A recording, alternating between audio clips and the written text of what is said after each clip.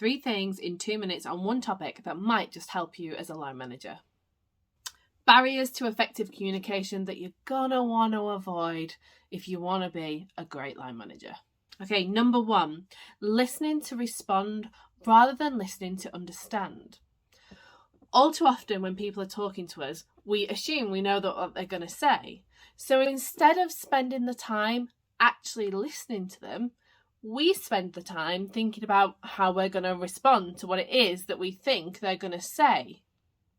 If you want to be able to communicate really effectively as a line manager, first up, develop your active listening skills so that you can really listen to the things that your team are saying to you. Number 2, failing to recognise that communication is a two-way street. You have a responsibility to make sure that you have understood and that you have been understood, because we all know that to assume makes an ass of you and me. If you don't want to be an ass, recap the conversation and don't be afraid to ask for clarity about something that someone has said. Equally, don't be afraid to ask what other people have understood from the message that you have communicated. Be open to that feedback. That is what is going to help you and your communication grow. And number 3, not giving someone your full attention when they're talking to you.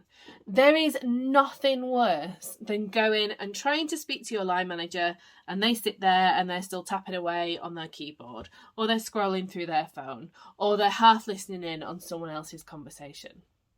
Stop what you're doing. Give someone your full attention. Make eye contact with them when they are speaking to you. Let them know that they are actually being heard. And if you are right in the middle of a task that you really can't just break away from, there is nothing wrong with being able to say, I can give you my full attention on this in 1 minute, 2 minutes, 5 minutes. Come back and talk to me then.